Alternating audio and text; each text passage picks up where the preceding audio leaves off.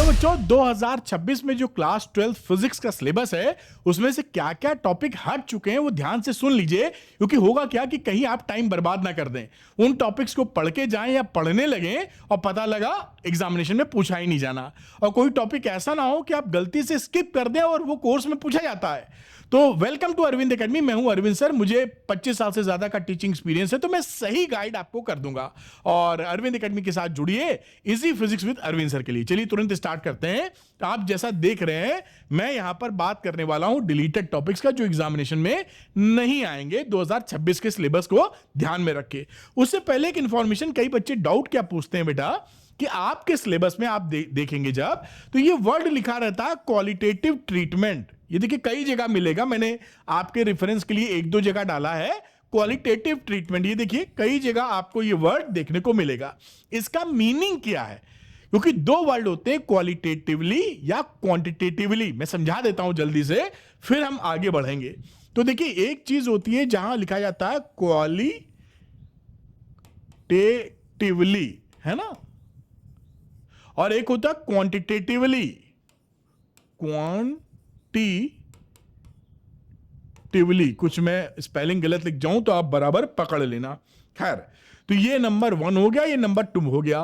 Qualitatively का मतलब होता है आपको केवल कॉन्सेप्ट समझना है, जो डेरिवेशन है वो नहीं करना है। ठीक, मैं आपके कोर्स के हिसाब से बात कर रहा हूं। अगर मैं रिजिड हो जाऊं कि इसका मतलब क्या है तो कुछ और निकल आएगा। आपके कोर्स में जब भी कहीं लिखा जाएगा क्वालिटेटिवली, जैसे कि यहां पर लिखा गया है, एग्जाम्पल भी समझा देता हूं कि स्टेट सोलेनॉइड के लिए ओनली क्वालिटेटिव ट्रीटमेंट, है ना, सोलेनॉइड की बात कर रहे हैं। तो इसमें इसका मतलब क्या है कि यहां पर ये जो आपका सोलेनॉइड होता है, ये जो सोलेनॉइड होता है, इसका फार्मूला आप निकालते हैं। अगर इसमें करंट फ्लो कर रही है I, तो B is equal to mu naught into NI। इस फॉर्मूले का डेरिवेशन आपको नहीं करना है। पहले कोर्स में हुआ करता था, एम्पियर्स लॉ से इसको डेराइव करते थे, इसका डेरिवेशन आपको नहीं करना। तो क्योंकि देखिए समझिए, लिखा है क्वालिटेटिवली, क्वालिटी वर्ड आ रहा है, क्वालिटेटिवली, स्पेलिंग गलत हो तो सही करना। मतलब क्या है, क्वालिटी से लेना देना है। क्वालिटी का मतलब आपको क्वांटिफिकेशन या फॉर्मूला का डेरिवेशन नहीं करना है, लेकिन फॉर्मूले आपको याद होने चाहिए। और कहीं पे लिख देते हैं क्वांटिटेटिवली, तो अगर क्वांटिटेटिवली लिख दिया, ये देखिए यहां पर, अगर यहां पे लिख दिया है क्वांटिटेटिवली, तो क्वांटिटी है ये। मैं समझा इसे रहा हूं कि आप आगे आप ये सब आपको मिलेगा क्वांटिटी से, यानी कि यहां पर फॉर्मूले का डेरिवेशन वो आपको समझना है। ठीक, अब ये सवाल उठता है कि जहां क्वालिटेटिवली लिखा है, क्या उस पे न्यूमेरिकल्स आएंगे? जैसे यहां पर बात की जाए कि सोलेनॉइड का जो मैंने ये लिखा है, आपके कोर्स में लिखा है क्वालिटेटिवली, और फॉर्मूला होता है B is equal to mu naught NI।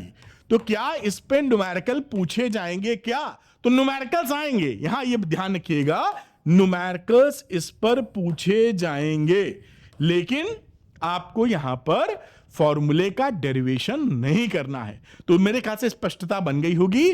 कहीं पर क्वालिटेटिवली लिखा है, कॉन्सेप्ट समझना है, कुछ भी आ सकता है उसमें से, फॉर्मूले का डेरिवेशन नहीं आएगा। और कोई क्वांटिटेटिवली लिखा, क्वांटिटी की बात कर रहा है, तो फॉर्मूले का डेरिवेशन भी समझना है। न्यूमेरिकल आएंगे लेकिन। चलिए मेरे ख्याल से आप समझ गए होंगे। फटाफट चीजों को आगे बढ़ाते हैं। ये देखिए आपका चैप्टर 1 में जो लिखा है एनसीईआरटी में, वो सारा कोर्स में उसको पढ़ के जाना है। चैप्टर 2 की बात करें, मैं यहां पर कलर बदलता हूं थोड़ा, ये शायद बढ़िया चले। चैप्टर 2 में 73 74 पेज नंबर निकालेंगे, तो ये देखिए यहां पर जो टॉपिक दिया गया है, energy stored in the capacitor, इसका डेरिवेशन कोर्स में नहीं है। हाफ CV स्क्वायर फॉर्मूला पढ़ते हैं ना आप, और भी इसी के बाकी 2 वेरिएंट, तो ये फॉर्मूला याद होना चाहिए। इस पे न्यूमेरिकल पूछे जाएंगे, लेकिन इसका डेरिवेशन नहीं करना है आपको। ठीक, ध्यान रखिएगा। अगली बात पकड़ते हैं इसके बाद, चैप्टर नंबर 2 में डेरिवेशन विथ और विथआउट डाइलेक्ट्रिक, ये करके जाना। कई बच्चों को कंफ्यूजन होता है। देखिए यहां पर एक केस बनता है, जब आप कैपेसिटेंस निकालते हैं, जब बीच में वैक्यूम वगैरह होता है, तो आपको पता ही है epsilon not A/D formula use करते हैं। एरिया इसका प्लेट और D सेपरेशन। उसके बाद की बात करें अगर हम लोग, तो एक आता फुली फील्ड डाइलेक्ट्रिक, जिसका डायरेक्ट्रिक कांस्टेंट k है, तो फॉर्मूला लिखते हो k epsilon not a upon D. ये भी कोर्स में है, इनका डेरिवेशन भी कर लेना। और एक तीसरा होता है पार्शियली फिल्ड डाइलेक्ट्रिक, ये भी पढ़े होंगे, जिसमें पूरा डाइलेक्ट्रिक नहीं भरा होता, इसकी चौड़ाई t लेते हैं, इसकी d लेते हैं, और उसका फॉर्मूला इसे बोलते हैं partially field, partially field dielectric. ध्यान से समझते रहना, जैसे कोई भी गलती आपसे ना हो जाए। तो ये तीनों चीजें बेटा ध्यान रखिएगा, ये तीनों चीजें आप इसका डेरिवेशन, इसका डेरिवेशन और इसका डेरिवेशन तैयार करके जाइएगा, छोड़ना नहीं है। उम्मीद है समझ में आ रहा होगा। इसको भी दिमाग में रख लीजिएगा कि पार्शियली फिल्ड डाइलेक्ट्रिक आपके कोर्स में है, मिस मत करिएगा। चलिए आगे देखते हैं फटाफट। अब यहां पर देखिए आता सोलेनॉइड, जैसे मैंने एग्जांपल लेके समझाया भी था। इस सोलेनॉइड के केस में आपका ये देखिए डेरिवेशन वगैरह कई जगह दिया रहता है, तो ये डेरिवेशन आपको नहीं करना है। केवल ये फॉर्मूला जो था B = म्यू नॉट NI, ये आपको फॉर्मूला ध्यान रखना है, न्यूमेरिकल आएंगे इसके। अगली बात करते हैं बेटा हम लोग, यहां पर देखिए नो डेरिवेशन 138 139 की बात कर दीजिए चैप्टर 5 की, तो इसमें भी डेरिवेशन नहीं है।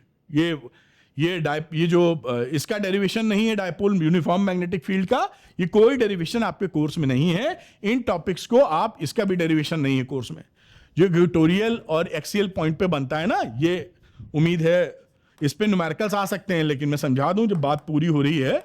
तो यहां पर देखिए ये जो एक बार मैग्नेट होता है, इसके एक्सियल पॉइंट पे, मान लीजिए नॉर्थ है, ये साउथ है, यहां कहीं पर कितना मैग्नेटिक फील्ड होगा, ये फॉर्मूला आपको आना चाहिए।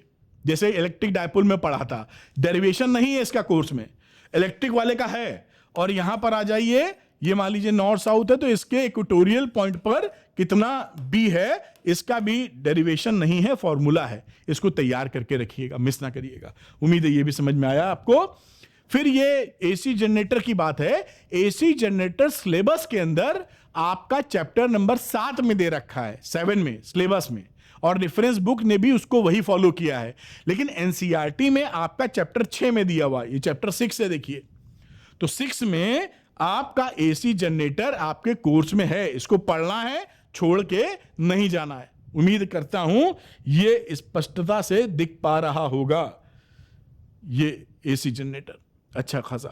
ठीक है, आगे चलते हैं। और उसके बाद एक टॉपिक जो क्लियरली मेंशन नहीं है आपके कोर्स में, मोशनल EMF। सिंपलेस्ट जो फॉर्मूला बनता है E = BLV जो यूज करते हो आप, ये मोशनल EMF आपके कोर्स में है पूरा टॉपिक। इसका डेरिवेशन फॉर्मूला सब तैयार कर लीजिएगा, ये टॉपिक आपके कोर्स में है, इसको छोड़िएगा नहीं। कई बच्चे कहते हैं सर लिखा ही नहीं है, लिखा तो नहीं लेकिन आता है, इसलिए मैं एक्सपीरियंस से बता रहा हूं। इसका सब कुछ तैयार करके जाइएगा, मोशनल EMF का डेरिवेशन, न्यूमेरिकल, सब कुछ है ना। आगे की बात करते हैं बेटा। अच्छा, एक छोटी सी जानकारी कि अगर फिजिक्स आपको डिफिकल्ट लग रही है, तैयारी अभी नहीं हो पाई है, तो मेरे साथ द्रोणा में जुड़ सकते हैं। सारा 1 नंबर का कंटेंट आपको मिलेगा, लाइव क्लासेस भी हैं, गोल्ड स्टैंडर्ड नोट्स हैं, फॉर्मूला शीट हैं, MCQ, AR, PYQs, NCERT solution सब मिलेगा। तो द्रोणा के साथ आप जुड़ के अपनी फिजिक्स को आसान कर सकते हैं।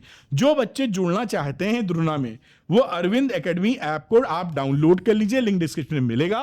उसके स्टोर सेक्शन में जाइएगा, वहां द्रोणा में जुड़कर मेरे साथ पढ़ाई तुरंत चालू कर सकते हैं। अभी समय है, जुड़ेंगे तो कवर कर लेंगे, 2 महीने बाद जागेंगे तो मुश्किलें काफी बढ़ जाएंगी। बाकी समझदार आप हैं ही। चलिए एक कदम और आगे बढ़ाते हैं। अब आते हैं अगले टॉपिक पे वापस।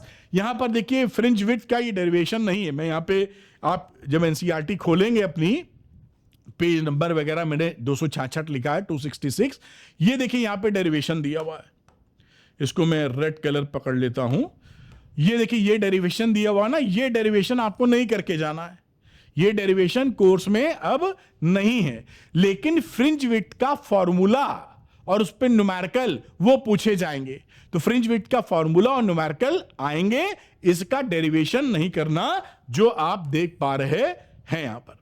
उम्मीद है क्लैरिटी बनी होगी। एक कदम आगे बढ़ाते हैं। और डिफ्रैक्शन का भी डेरिवेशन आपके कोर्स में नहीं है। ये डिफ्रैक्शन दिया ना, सिंगल स्लिट डिफ्रैक्शन जिसे बोलते हो, ये सिंगल स्लिट की बातचीत, उम्मीद है ये दिख रहा होगा। इसको ये सिंगल स्लिट का जो डिफ्रैक्शन वाली कहानी है, इसका भी डेरिवेशन करने की जरूरत नहीं, फॉर्मूला और न्यूमेरिकल बनेंगे आपके। उसके बाद आप देखिए तो पोलराइजेशन पूरी तरीके से सिलेबस में दिया है, लेकिन आउट ऑफ कोर्स है। ये पोलराइजेशन का कुछ भी आपसे नहीं पूछा जाएगा, इसको छोड़ दीजिएगा। ये जेई में और नीट में पूछा जाता है, बोर्ड्स में नहीं आएगा।